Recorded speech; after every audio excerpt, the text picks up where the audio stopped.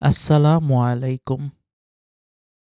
পৃথিবীর সবচেয়ে মূল্যবান সম্পদ হচ্ছে মাতা-পিতা, যারা নিজেদের সবটুকু দিয়ে আগলে রাখেন নিজের সন্তানদের।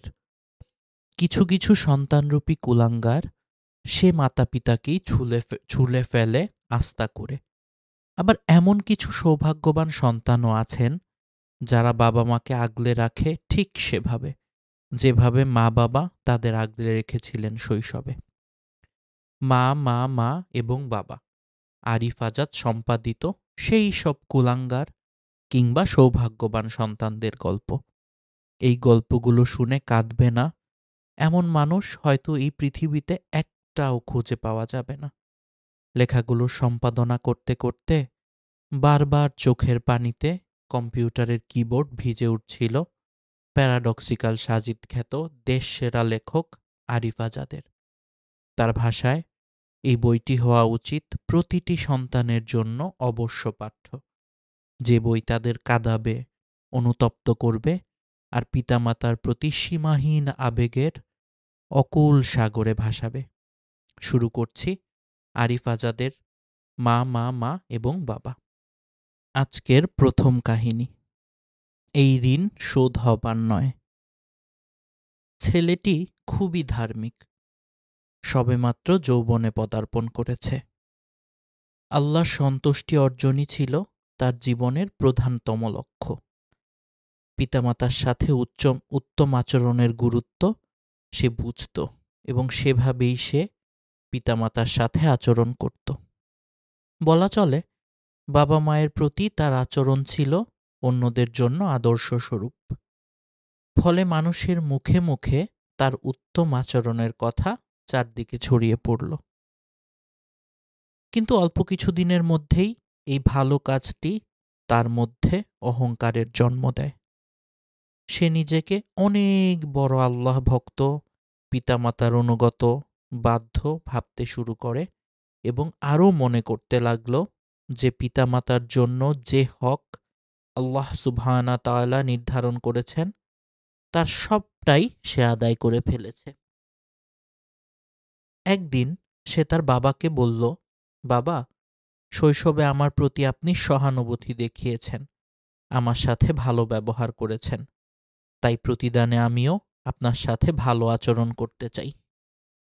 তাছাড়া আল্লাহর জন্যই আমি আপনার সাথে সদাচরণ করি, আপনার কঠিন আদেশ পালনেও তৎপর থাকি।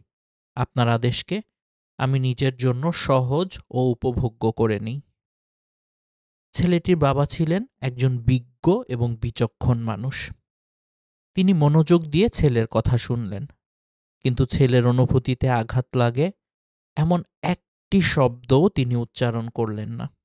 তিনি বললেন, বাবা আমার, তুমি আমার সাথে সদাচরণ করো, আমার দেখভাল করছো, এজন্য আল্লাহর দরবারে অনেক শুকরিয়া।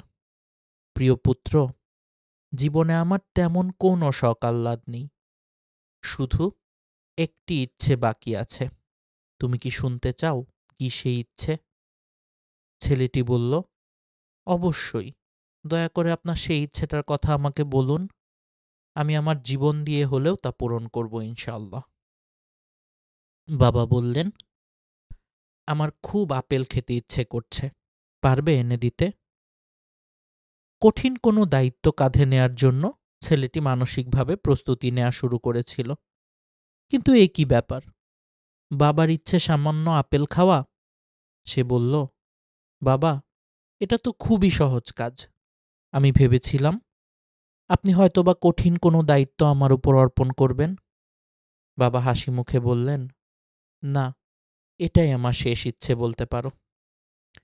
ছেলেটি তৎক্ষণাৎ অনেকগুলো আপেল নিয়ে এসে বলল, বাবা, এই যে আপেল, আপনি এখান থেকে যতগুলো ইচ্ছে খান, শেষ হয়ে গেলে আরও এনে দেব, আপনার আদেশ পালনে আমি বাধ্য। বাবা বললেন, না না, এগুলোই যথেষ্ট, আর প্রয়োজন নেই। তবে এই আপেলগুলো এখানে বসে খেতে ইচ্ছে করছে না। ওই যে সামনের পাহাড়টি দেখছো, আমি তার চূড়ায় উঠে এই আপেলগুলো খাবো। সুতরাং তুমি যদি সত্যি সত্যি আমার প্রতি সদয় হয়ে থাকো, আমাকে পাহাড়টার চূড়ায় নিয়ে চলো। বাবার এমন অদ্ভুত আবদারে ছেলেটি বেশ অবাকই হল। তবুও সে বাবাকে খুশি করার জন্য তার আদেশ পালন করল। এক হাতে আপেলের ঝুড়ি আর পিঠে বৃদ্ধ বাবাকে নিয়ে সে পাহাড়ের চূড়ায় উঠল। বাবাকে একটা জায়গায় বসিয়ে আপেলগুলো তার সামনে রাখল। এরপর বিনয়ের সাথে আপেলগুলো খাওয়ার জন্য বাবাকে অনুরোধ করল। কিন্তু তিনি ঝুড়ি থেকে একটি একটি করে আপেল নিয়ে সেগুলো পাহাড়ের ঢালের দিকে ছুঁড়ে ফেলতে লাগলেন। অতঃপর ঝুড়িটি সম্পূর্ণ খালি হয়ে গেলে বাবা ছেলেকে বললেন, যাও, নিচে থেকে আপেলগুলো কুড়িয়ে নিয়ে আসো। বাবা ঠিক কি চাচ্ছেন ছেলেটা এর কিছুই বুঝতে পারল না। বাবা আবার বললেন, কই, যাও নিচে, কুড়িয়ে নিয়ে এসো তাড়াতাড়ি। সন্তান আদেশ পালন করল। আপেলগুলো নিচ থেকে কুড়িয়ে এনে বাবার হাতে দিল। বাবা আপেলগুলো হাতে নিয়ে একটু পর আবার আপেলগুলো পাহাড় থেকে নিচে ছুঁড়ে ফেলতে লাগলেন। ছেলেটি অবাক হল। বাবা বললেন, যাও, আপেলগুলো কুড়িয়ে নিয়ে এসো। ছেলেটি আবার নিচে নামল এবং আপেলগুলো কুড়িয়ে এনে বাবার কাছে দিল। এবারও বৃদ্ধ বাবা আপেলগুলো হাতে নিয়ে নিচে ছুঁড়ে ফেলতে লাগলেন এবং আদেশ করলেন আপেলগুলো কুড়িয়ে আনতে। এবার ছেলেটি কিছুটা বিরক্ত হল, কিন্তু রাগ সংবরণ করে সে এবারও নিচ থেকে আপেলগুলো কুড়িয়ে এনে বাবাকে দিল। আপেলগুলো হাতে পেয়ে চতুর্থবারও বাবা আপেলগুলো নিচে ছুটতে লাগল। এবার ছেলের ধৈর্যের বাঁধ ভেঙে গেল। তার চেহারায় প্রচণ্ড রাগের ছাপ স্পষ্ট হয়ে উঠল। বাবা ছেলের এরকম চেহারা দেখে তার অবস্থা বুঝতে পারলেন। তিনি আলতোভাবে সন্তানের কাঁধের উপর তার হাত রেখে বললেন, আমার সন্তান, রাগ করো না। এটাই সেই জায়গা শৈশবে তুমি বারবার তোমার খেলার বলকে এই পাহাড়ের ঢাল দিয়ে গড়িয়ে ফেলতে, আর আমি কি করতাম জানো? বারবার সেটা কুড়িয়ে এনে তোমার ছোট্ট হাতে তুলে দিতাম। তোমার সেই আচরণ কখনো আমাকে বিন্দু পরিমাণ বিরক্ত বা ক্লান্ত করেনি। বরং এভাবে খেলা করে তুমি মজা পেতে দেখে আমারও খুব ভালো লাগতো। তোমাকে খুশি করার জন্য আমি সব কিছু করতে রাজি ছিলাম। অথচ প্রায় একই কাজ তোমাকে কতটা রাগান্বিত করল। হৃদয়ের গভীর থেকে অনুভব করা প্রয়োজন যে আমাদের প্রতি পিতামাতার অবদান অতুলনীয়। আমরা তাদের জন্য কত কিছুই না করি, কিন্তু যত কিছুই করি না কেন তাদের ঋণ কখনো শোধ হবার নয়। তাই আমাদের উচিত যথাসাধ্য তাদের সম্মান করা, সেবা যত্ন করা এবং ভালোবাসা, তাদের জন্য দোয়া করা, ক্ষমা চাওয়া এবং তাদের মৃত্যুর পর তাদের নেক আমলকে অব্যাহত রাখার চেষ্টা করা। আজকের দ্বিতীয় ঘটনা, উপহার। শৈশবেই ছেলেটির মা মারা যান। ছোট্ট ছেলেটির প্রতিপালনের সকল দায়িত্ব এসে পড়ে বাবার উপর। বাবা ছিলেন একজন স্বনামধন্য ব্যবসায়ী। ছেলেকে তিনি অত্যন্ত ভালোবাসতেন। ছেলে যেন নষ্ট হয়ে না যায়, তাই ব্যস্ততার মাঝেও ছেলেকে তিনি সাধ্যমতো সময় দিতেন। দেখতে দেখতে ছেলেটি বড় হয়ে ওঠে। একদিন সে বাবার কাছে একটা দামি গাড়ির আবদার করে বসল। বাবা বললেন, ঠিক আছে, এবার যদি তুমি পরীক্ষায় ভালো করো তাহলে তোমাকে একটা নতুন মডেলের দামি গাড়ি কিনে দেব ইনশাআল্লাহ। বাবার কথায় ছেলেটি খুবই অনুপ্রাণিত হলো। সে খুব ভালো মতো পড়াশোনা শুরু করল।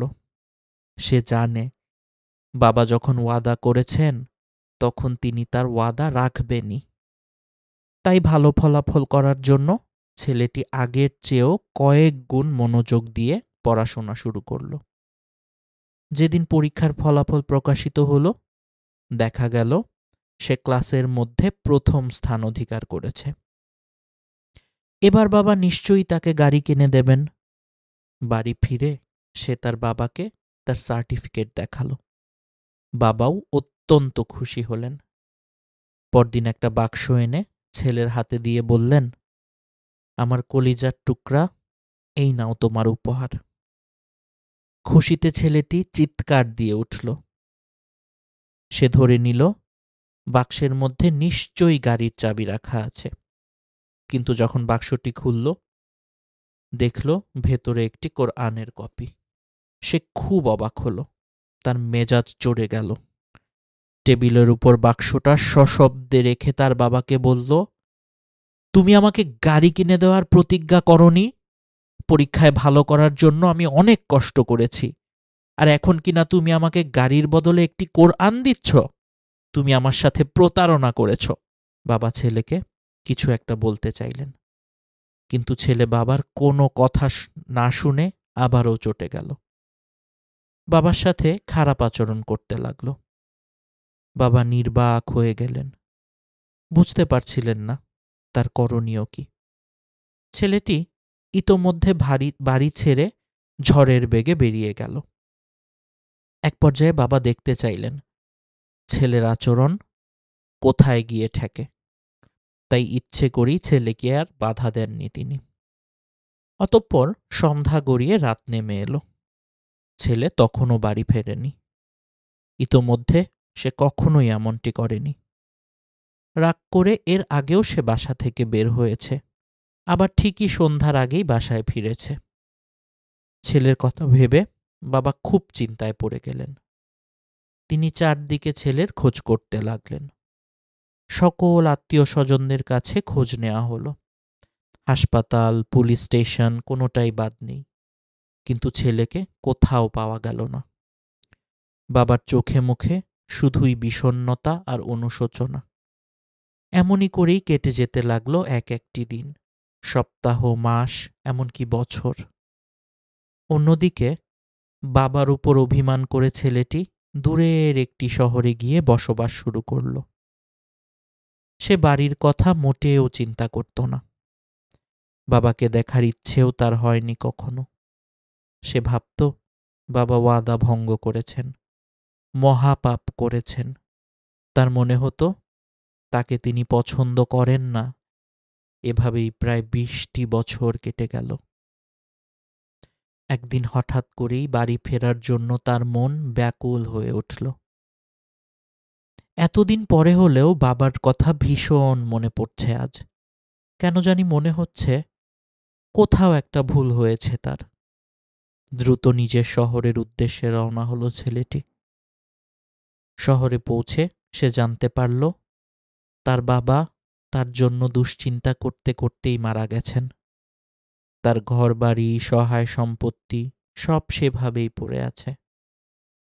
বাবা নেই ভাবতেই তার হৃদয়ে রক্তক্ষরণ শুরু হলো।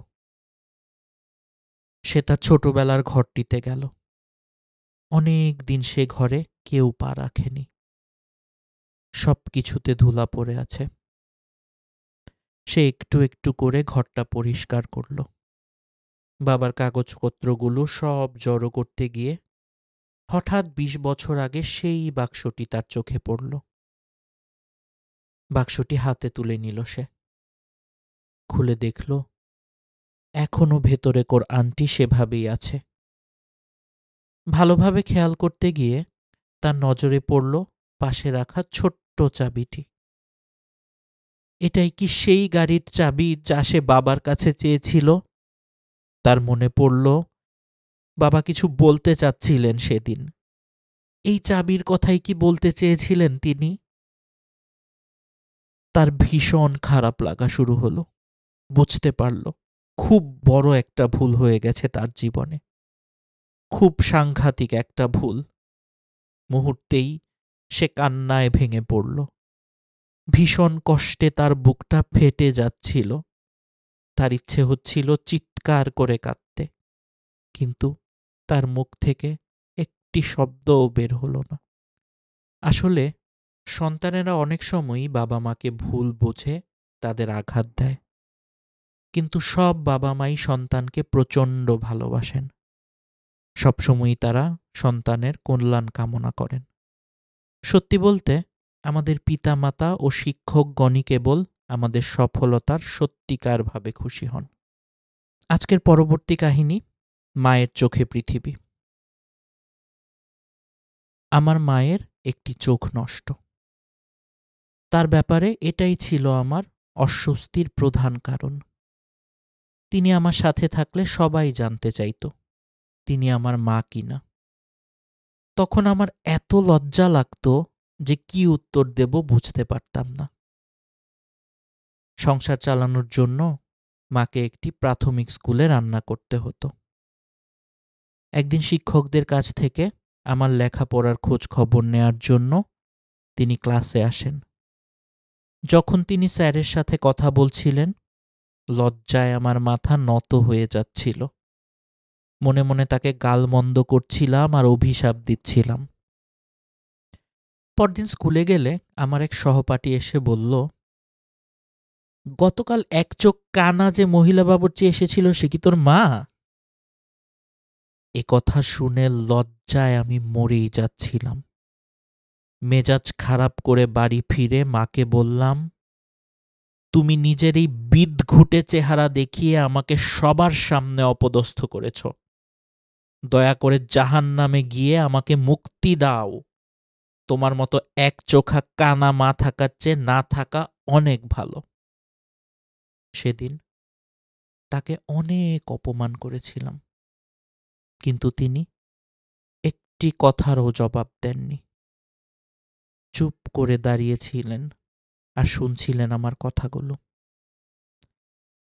আমার কথা শেষ হলে তিনি খুব নম্রভাবে আমার সামনে থেকে চলে যান। এরকম উদ্ধত আচরণের জন্য সেদিন আমি অনুতপ্ত হইনি। কেন জানি তাকে দেখলেই আমার বিরক্তি লাগত। আমার কথায় সে আঘাত পেল কি না তা কখনো ভেবে দেখার ইচ্ছেও হয়নি আমার। আমি শুধু নিজের কথাই চিন্তা করতাম। ভাবতাম পড়ালেখা শেষ করে একটা চাকরি পেলে তাকে ফেলে দূরে কোথাও চলে যাব। নিজে একা একা অনেক সুখে শান্তিতে থাকব। কিন্তু এত অপমানের পরও মা সব সময় আমাকে নিয়ে এবং আমার পড়াশোনা নিয়ে চিন্তা করতেন। কঠোর পরিশ্রম করে একটা পর্যায়ে উচ্চ মাধ্যমিক পরীক্ষায় আমি প্রথম স্থান অর্জন করি। সিঙ্গাপুরের একটি বিশ্ববিদ্যালয়ে পড়াশোনার জন্য বৃত্তিও পেয়ে যাই। সেখান থেকে পড়াশোনা শেষ করে কয়েক বছর পর আবার দেশে ফিরে আসি। ভালো একটা চাকুরি পাই, বিয়ে করি আর বিশাল একটা বাড়ি কিনে সেখানেই সুখে শান্তিতে জীবন কাটাচ্ছিলাম। মায়ের কথা কখনো চিন্তাও করিনি। তাছাড়া তাকে দেখার কোনো ইচ্ছে হয়নি আমার, কখনো হয়নি। আমার স্ত্রী সন্তানদের সাথে দেখা করার জন্য কখনো আসতে বলিনি তাকে। এমনকি আমার সন্তানরা জানতও না যে তাদের দাদি জীবিত আছেন। আমার মাও অনেক দিন আমার সাথে দেখা সাক্ষাৎ করার চেষ্টা করেননি। সম্ভবত তিনি বুঝতে পেরেছিলেন যে আমি তাকে ঘৃণা করি, তাকে মোটেও পছন্দ করি না। কিন্তু মায়ের মনে সব সময়ই সন্তানের জন্য একটা টান থাকে। একদিন ঠিকানা জোগাড় করে তিনি ঠিকই আমার বাড়িতে চলে এলেন। বাড়ির দরজায় আসা মাত্র আমার সন্তানরা আমার অন্ধ মাকে দেখে হাসতে শুরু করল। আমি বেরিয়ে তাকে দেখতে পেয়ে খুব অপমান করলাম। বললাম, কি আশ্চর্য, তুমি আমার বাড়ি পর্যন্ত চলে এসেছ? সারা জীবন তোমার জন্য আমি লাঞ্ছিত হয়েছি, অপমান সহ্য করেছি। এখন একটু শান্তিতে আছি, তাও কি তোমার সহ্য হচ্ছে না? তুমি কি তোমার কুৎসিত চেহারা দেখিয়ে আমার সন্তানদেরকে ভয় দেখাতে এসেছো এখানে? তিনি শান্ত কণ্ঠায় বললেন, ক্ষমা ভিক্ষা চাচ্ছি বাবা, ভুলে রাস্তা হারিয়ে এখানে চলে এসেছি, আমি এক্ষুনি চলে যাচ্ছি। এই বলে তিনি আর অপেক্ষা না করে ধীরে ধীরে হাঁটা শুরু করলেন। বয়সের ভারে ভেঙে পড়া শরীর নিয়ে তার হাঁটতে কষ্ট হচ্ছিল খুব। তবুও তার সেই কষ্ট আমার ভেতরে একটুও আলোড়ন সৃষ্টি করেনি সেদিন। একদিন স্কুল থেকে প্রাক্তন ছাত্রদের পুনর্মিলনীর নিমন্ত্রণ পেলাম। আমার জানা মতে মা তখনও স্কুলের বাবুর্চি হিসেবে কাজ করতেন। স্ত্রীর কাছে অন্য কোথাও যাওয়ার কথা বলে স্কুলের পুনর্মিলনীতে চলে গেলাম। কৌতূহলবশত আমার আগের প্রতিবেশীদের সাথে দেখা করে পুরাতন বাড়ির খোঁজ নেওয়ার ইচ্ছে জাগল মনে। তবুও মাকে দেখার কোনো ইচ্ছেই আমার ছিল না। বাড়ি গিয়ে যখন প্রতিবেশীদের মুখে শুনলাম মা মারা গেছেন, আমি মোটেও দুঃখিত হইনি। এক ফোঁটা চোখের পানিও পড়েনি আমার। এক প্রতিবেশী এসে বলল, মা নাকি মারা যাবার আগে আমার জন্য একটা চিঠি রেখে গেছেন। প্রতিবেশী আমার হাতে চিঠিটা দিলে আমার খুলে পড়ার কোনো ইচ্ছেই জাগছিল না। কি আর লিখবে বুড়িটা? সম্ভবত আমাকে অভিশাপ দিয়েছে আচ্ছা মতো।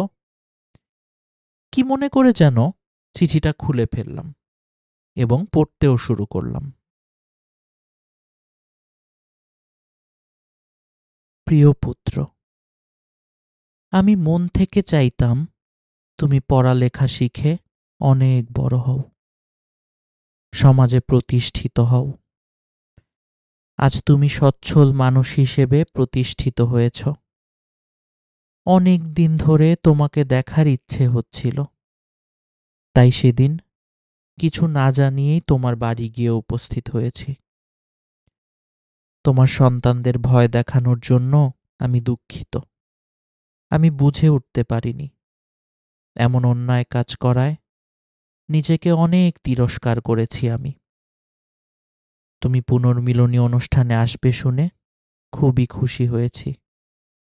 ভাবছিলাম তোমাকে এক নজর দেখতে পাব, কিন্তু পরে মনে হলো স্কুলে যাওয়া উচিত হবে না আমার, কারণ আমি চাই না আমার জন্য আর কখনো তুমি মানুষের সামনে বিব্রত হও। এদিকে বিছানা থেকে ওঠার মতো শক্তিও আমার নেই। এতটা বছর একটি কথা আমি নিজের মধ্যে চেপে রেখেছিলাম, আজ তোমাকে সেই গোপন কথাটা বলছি। ছোটবেলায় তোমার একটি দুর্ঘটনা ঘটে। সেই দুর্ঘটনায় তোমার একটা চোখ নষ্ট হয়ে যায়।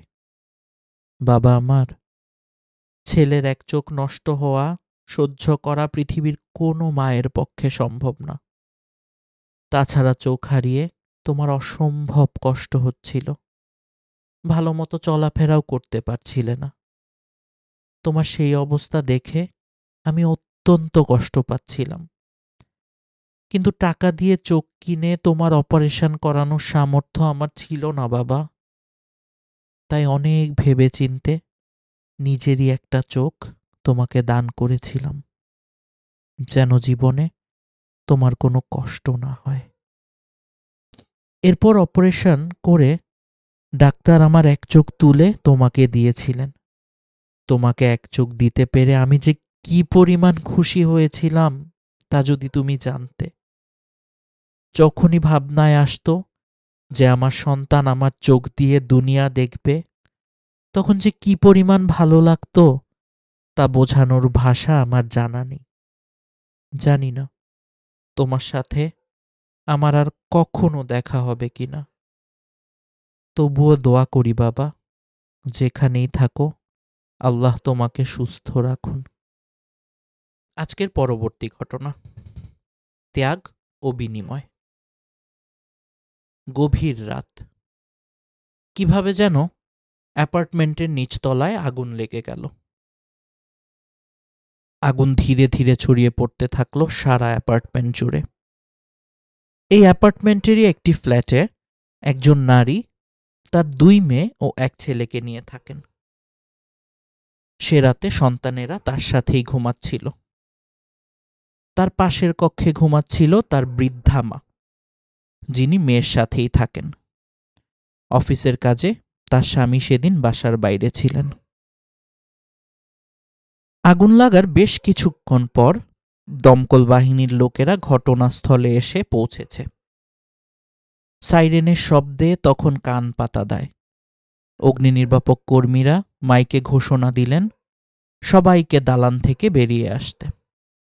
কেউ যেন ভেতরে না থাকে, পুরো বিল্ডিং খালি করতে হবে।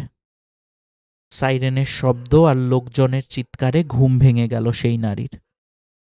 ভয় পেয়ে কি হচ্ছে দেখার জন্য জানালা দিয়ে বাইরে তাকালেন। দেখলেন নিচতলায় আগুন লেগেছে। দাউ দাউ করে জ্বলতে থাকা আগুনের লেলিহান শিখা উঁচু থেকে উঁচুতে তরতর করে উঠে আসছিল। বিভিন্ন তলা থেকে মানুষ সাহায্যের জন্য চিৎকার চেঁচামেচি করছে। মানুষের ছুটোছুটি, বাচ্চাদের কান্না আর আহাজারি রোল পড়ে গেল চারদিকে। আগুন থেকে নিজে বাঁচতে আর পরিবারকে বাঁচাতে লোকজনের সে কি প্রাণান্তর চেষ্টা! ওই নারী দ্রুত তার 2 ছেলে মেয়েকে জাগিয়ে দিলেন। বললেন তারা যেন দ্রুত সিঁড়ি বেয়ে ছাদে উঠে যায়। 2 বোন সিঁড়ি বেয়ে ছাদের দিকে ছুটল। ইতিমধ্যে আগুন ফ্ল্যাটের দরজায় চলে এসেছে। ঘরে কেবল তারা 3 জন, চলন শক্তিহীন বৃদ্ধা মা, তার কোলের দুগ্ধজাত শিশু আর তিনি নিজে। চরম দ্বিধায় পড়ে গেলেন তিনি। মা আগে না সন্তান? কাকে বাঁচাবেন? দুজনকে একসাথে বয়ে নেওয়া অসম্ভব। এদিকে আগুন ঘরে ঢুকে পড়েছে। তাকে যা সিদ্ধান্ত নেওয়ার এক্ষুনি নিতে হবে। তিনি এক মুহূর্ত আর ভাবলেন না। নিজের শোয়ার রুমে কোলের শিশুকে রেখে তিনি ছুটে গেলেন বৃদ্ধা মায়ের রুমে। বৃদ্ধা মাকে পিঠে তুলে নিয়ে ছুটলেন সিঁড়ি ধরে। তিনি এক প্রকার ধরেই নিয়েছিলেন যে তার ছোট্ট সোনাকে তিনি আর কোনো দিন দেখবেন না। লেলিহান আগুনের শিখা তাকে ছাই করে ফেলবে। ভাবতেই তার 2 চোখ বেয়ে অশ্রুর ফোয়ারা নেমে এলো। সিঁড়ি বেয়ে উঠতে উঠতে দেখলেন পুরো ফ্ল্যাটে আগুন ছড়িয়ে পড়েছে। আগুনের তাপে বাচ্চা ছেলেটা তীব্র আর্তনাদ করে কাঁদতে লাগলো। রাস্তা থেকে শিশুটির তীক্ষ্ণ কান্নার আওয়াজ শোনা যাচ্ছে, কিন্তু কেউই জ্বলন্ত ফ্ল্যাটে ঢোকার সাহস করল না। বাচ্চাটি এখনো দুধ ছাড়েনি, মায়ের কোল ছাড়েনি। এই নিষ্পাপ একটা শিশু এভাবে পৃথিবী থেকে বিদায় নেবে ভাবতেই কান্নায় ভেঙে পড়লেন তিনি। তার দুনিয়া অন্ধকার হয়ে আসতে লাগল।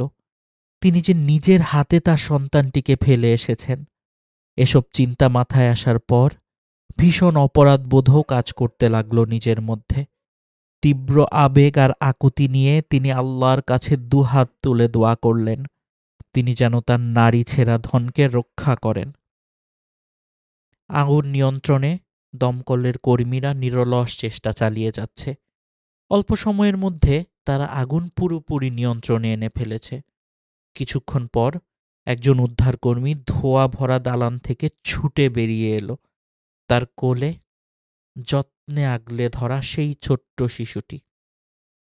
এরপর আগুনের উত্তাপেও কোনো ক্ষতি হয়নি তার। এই দৃশ্য দেখে ভিড়ের মধ্যে উল্লাস ধ্বনি ছড়িয়ে পড়ল। রাস্তার সবাই আনন্দ করতে লাগলো, খুশিতে একে অপরকে জড়িয়ে ধরল। সবাই চিৎকার করে করে আল্লাহু আকবার বলতে লাগলো। ছাদ থেকে ওই নারী খুশির ধ্বনি শুনে নিচে নামলেন।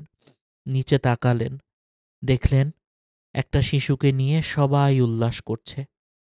তিনি দৌড়ে নিচে নেমে এলেন, দেখলেন এটা তারই সন্তান। নিজের চোখে বিশ্বাস করতে পারছিলেন না তিনি। আগুনের একটু ছোঁয়াও লাগেনি তার সন্তানের শরীরে। তিনি পরম মমতায় ছেলেকে বুকে জড়িয়ে ধরলেন, কাঁদতে লাগলেন অঝরে। সিজদায় পড়ে সর্বশক্তিমান আল্লাহর কৃতজ্ঞতা জ্ঞাপন করলেন। কিভাবে সম্ভব হলো এমন অসম্ভব একটি কাজ? ওই নারী তার মায়ের জীবনকে বেশি প্রাধান্য দিয়েছিলেন। প্রতিদানে সর্বশক্তিমান আল্লাহ আগুনের নিকটে রেখে আসা তার সন্তানকে বাঁচিয়ে দিলেন অক্ষত অবস্থায়। সুতরাং মায়ের প্রাপ্য অগ্রাধিকার যে দেবে, আল্লাহ তাকে কখনোই হতাশ করবেন না। তাছাড়া তিনি নিজেও একজন মা। সন্তানের জন্য প্রসারিত মায়ের 2 হাত, কান্না বিজড়িত আর্তনাদ রাব্বুল আলামিন কবুল করে নিয়েছেন। আজকের পরবর্তী ঘটনা, তবুও সৌভাগ্যবান। আবদুল্লাহ বানিমাহ ছিলেন ইয়েমেনের মানুষ। সৌদি আরবের বন্দর শহর জেদ্দায় তার বাস। তার জীবনের লক্ষ্য মানুষের কাছে ইসলামের বাণী পৌঁছে দেয়া। এই দিন প্রচারকের কোমরের নিচের অংশটি ছিল অবশ। তিনি এতই দুর্বল আর অক্ষম যে কোরআনের পৃষ্ঠা উল্টাতেও তার কষ্ট হতো। মানুষকে তিনি দাওয়াত দিতেন ইসলামের, তাওহিদ ও রিসালাতের আমন্ত্রণ দেওয়ার সাথে সাথে তিনি মানুষকে বাবা মায়ের সাথে সদ্ব্যবহার করার উপদেশ দিতেন। তার শরীরের এই অথর্ব অবস্থার কারণ তিনি তার বাবার সাথে উদ্ধত আচরণ, বাবার সাথে খারাপ আচরণ করে তিনি জীবনে যে অভিশাপ করিয়েছেন অপর কারোর সাথে যেন সেরকম কিছু না ঘটে, সেজন্য তিনি মানুষকে নিজের জীবনের উদাহরণ দিয়ে সাবধান করেন। তার একটি সাক্ষাৎকার তুলে দেয়া হলো। সম্মানিত আব্দুল্লাহ বানিমাহ, পিতামাতার অধিকার সম্পর্কিত আপনার ঘটনাটি খুবই পরিচিত। যারা পিতামাতার মর্যাদা সম্পর্কে অসচেতন তাদের জন্য এই ঘটনাটি একটি শিক্ষা। আপনি কি আমাদের এ সম্পর্কে কিছু বলবেন? সকল প্রশংসা আল্লাহর। আমি একজন জ্ঞান অন্বেষী ব্যক্তি। আমার কাহিনীটা বলার উদ্দেশ্য অন্যদের এ ব্যাপারে সতর্ক করা। পবিত্র কোরআনে সর্বশক্তিমান আল্লাহ বলেছেন, এবং হে মুহাম্মদ, কোরআনের মাধ্যমে উপদেশ দিতে থাকুন, কারণ উপদেশ মুমিনদের উপকারে আসে। শুরুতে আমি বলতে চাই, আল্লাহর রহমতেই আমি তওবা করার সুযোগ পেয়েছি। তিনি আমাকে জীবিত রেখেছেন, তাই আমি বাকি জীবন তার দ্বীনের জন্য কিছু করতে পারছি। লোকদের ইসলামের সত্য সুন্দর পথের দিকে আহ্বান করতে পারছি। সর্বশক্তিমান আল্লাহর এই দয়াকে আমি অস্বীকার করতে পারি না। এটা সত্য যে আমার শরীরের নিচের অংশ অক্ষম হয়ে পড়েছে, কিন্তু আমি সৌভাগ্যবান, কারণ আমি তাওবা করার সুযোগ পেয়েছি। কিছুটা হলেও আমি দ্বীনের জন্য কাজ করার সুযোগ পাচ্ছি। এজন্য আমি আমার রবের প্রতি কৃতজ্ঞ। এ কৃতজ্ঞতা আমি ভাষায় প্রকাশ করতে পারবো না কখনো। ঘটনার শুরু আমার যৌবনে। একটা সময় আমি খারাপ ছেলেদের সাথে মিশতে শুরু করেছিলাম, ধূমপান করতাম। কেউ একদিন আমার ধূমপানের কথা আমার বাবাকে জানিয়ে দিল। সন্তানের ধূমপান অথবা যে কোনো বদভ্যাসই মেনে নেওয়া সব বাবার জন্য কষ্টকর। তো স্বাভাবিকভাবেই এটা শুনে আমার বাবা খুব কষ্ট পেলেন। রাগত সুরে জিজ্ঞেস করলেন, তুমি ধূমপান করো, কথাটা কি সত্যি? আমি জবাব দিলাম, না, একদম না। আজ পর্যন্ত আমি তো কখনো সিগারেট স্পর্শও করিনি। কে তোমার কাছে এইসব মিথ্যা গুজব ছড়িয়েছে? বাবার সাথে অকপটে মিথ্যা বলছি, সেদিকে আমার কোনো পরোয়া ছিল না। থাকবেই বা কিভাবে? আল্লাহ যিনি আমার রব, তাকেই তো তখন আমি ভয় করতাম না। তাই আমি অত্যন্ত ঠান্ডা মাথায় মিথ্যা বলছিলাম। অথচ রাসূলুল্লাহ সাল্লাল্লাহু আলাইহি ওয়াসাল্লামের হাদিস অনুযায়ী মিথ্যা পাপের দিকে নিয়ে যায়, আর পাপ জাহান্নামের দিকে। সত্যি কি তুমি ধূমপান করো না? এই অভিযোগ কি মিথ্যা? বাবা আবার জিজ্ঞেস করলেন। বললাম তো আমি সিগারেট খাই না। কেন? তুমি একই প্রশ্ন বারবার করছো আমাকে। এক পর্যায়ে আমি প্রচণ্ড রেগে গেলাম এবং বাবাকে বলে বসলাম, তুমি কি চাও? আমি ১০০ বার সিগারেট খাবো, তাতে তোমার কি? আমার চিৎকার আর উদ্ধত আচরণে বাবা খুব কষ্ট পেলেন। তার ভীষণ অনুগত সন্তানের এরকম চারিত্রিক অধঃপতনে তিনি প্রচণ্ড মর্মাহত হলেন। বাবা আমার দিকে তাকালেন, বললেন, যদি তুমি সিগারেট খেয়ে থাকো, আল্লাহ যেন তোমার কোমর ভেঙে দেন। আমি বাবার এসব কথার গুরুত্ব দিইনি একটুও, যেন কিছুই ঘটেনি। ভাই, এই মুহূর্তে আপনি আমাকে পঙ্গু অবস্থায় দেখছেন, কিন্তু আমি তো অন্তত জীবিত আছি, আলহামদুলিল্লাহ। আমি কৃতজ্ঞ যে সর্বশক্তিমান আল্লাহ আমাকে জীবিত রেখেছেন। আমি অনুতপ্ত হওয়ার সুযোগ পেয়েছি। আল্লাহ না করুন যদি বাবার অভিশাপ আমার জীবনের বিরুদ্ধে হতো আর আল্লাহ তা কবুল করে নিতেন, তবে আমার অবস্থা কি হতো? পিতামাতার সন্তুষ্টি কি আল্লাহর সন্তুষ্টি না? পিতামাতাকে অসন্তুষ্ট করলে আল্লাহ অসন্তুষ্ট হন। এটা কি সত্য নয়? পিতামাতার অবাধ্যতাকারী কি জাহান্নামের উপযুক্ত নয়?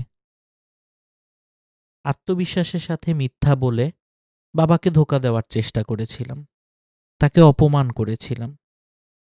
কিন্তু তিনি শতভাগ নিশ্চিত ছিলেন যে আমি ধূমপান করি।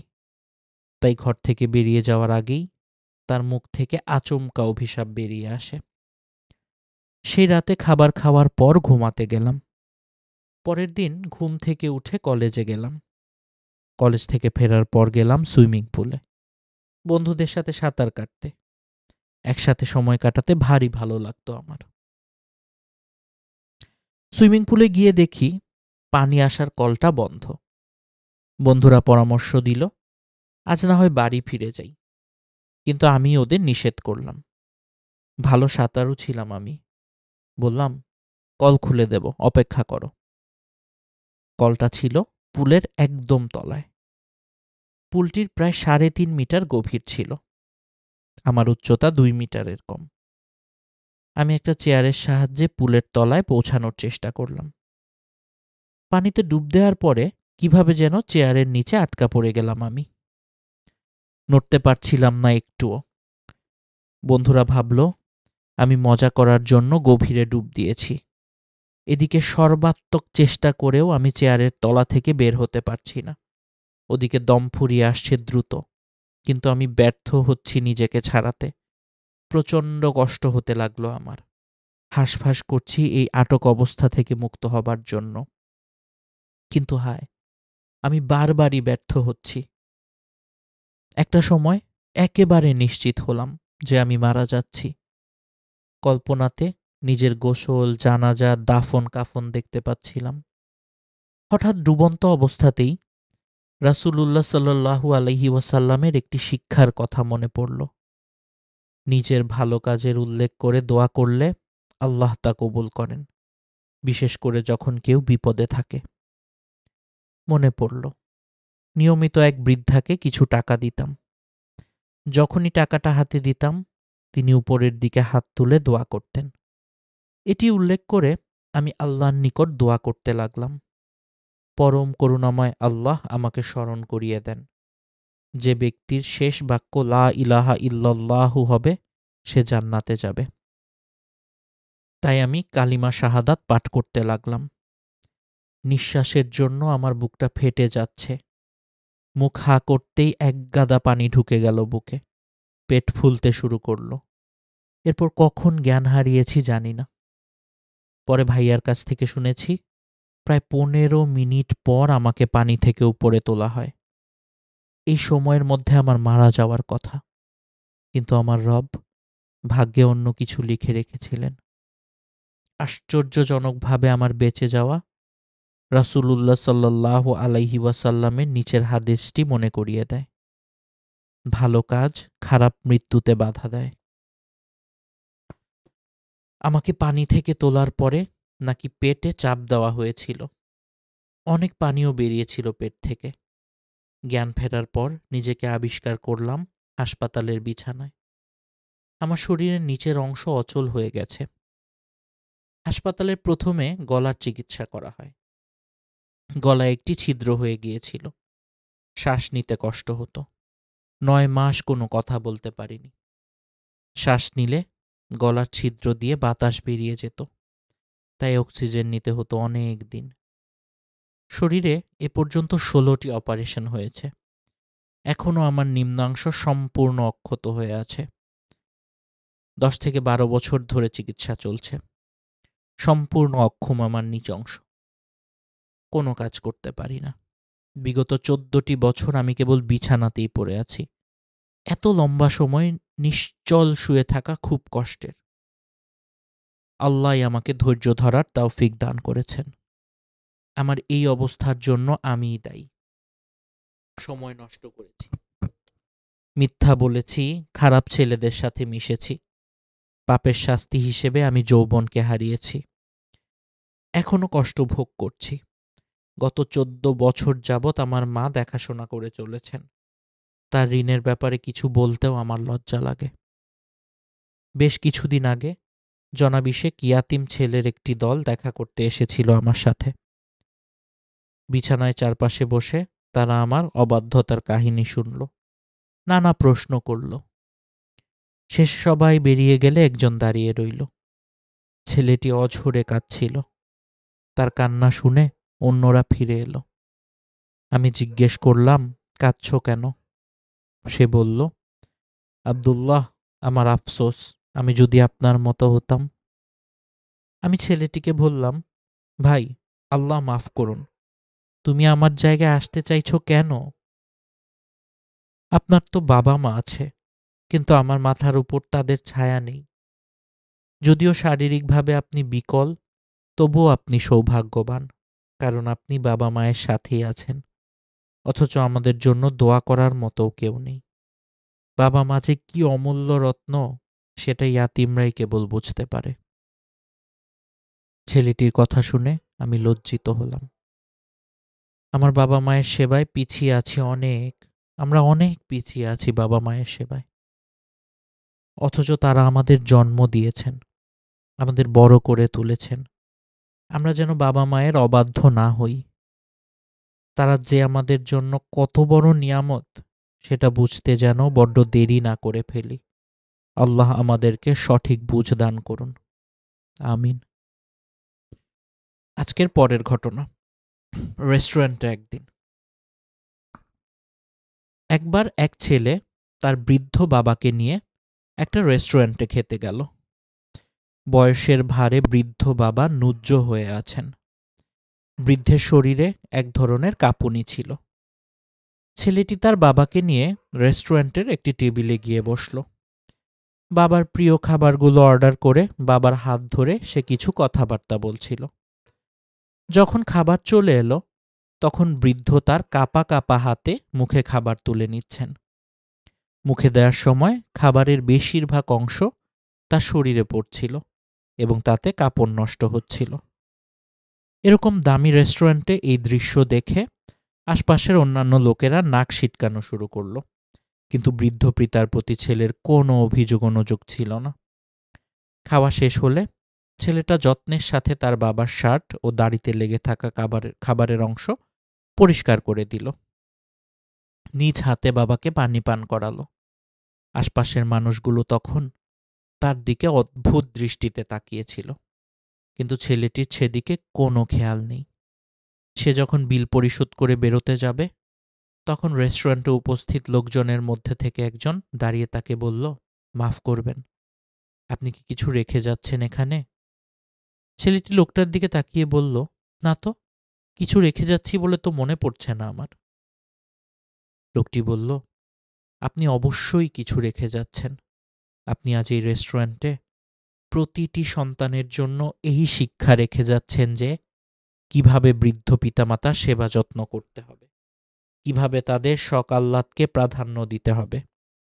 সাথে সাথে সাথে আপনি সব পিতামাতার জন্য একটা আশা জাগিয়ে যাচ্ছেন যে আপনার মতো সন্তান হলে পৃথিবীর কোনো বাবা মাই অসুখী হবে না। আমরা অনেকেই আমাদের বাবা মাকে নিয়ে ভালো জায়গায় ঘুরতে, ভালো রেস্টুরেন্টে খেতে অনীহা দেখাই। আমরা ভাবি বয়সের ভারে নুয়ে পড়া আমাদের বাবা মায়েদের সেখানে নিলে আমাদের ব্যক্তিত্ব সংকটে পড়বে। অথচ আমরা যখন খুব ছোট ছিলাম, কারণে অকারণে যেখানে সেখানে কান্না শুরু করে দিতাম, তখন আমাদের বাবা মা আমাদের নিয়ে কোথাও যেতে, কোথাও খেতে অনীহা দেখাননি কখনো।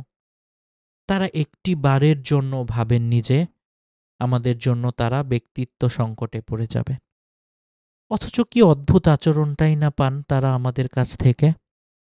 আল্লাহ আমাদের সবাইকে হেদায়েত দান করুন।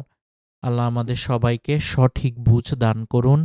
আমাদেরকে সাধ্যমতো পিতামাতার সেবা করার তৌফিক দান করুন।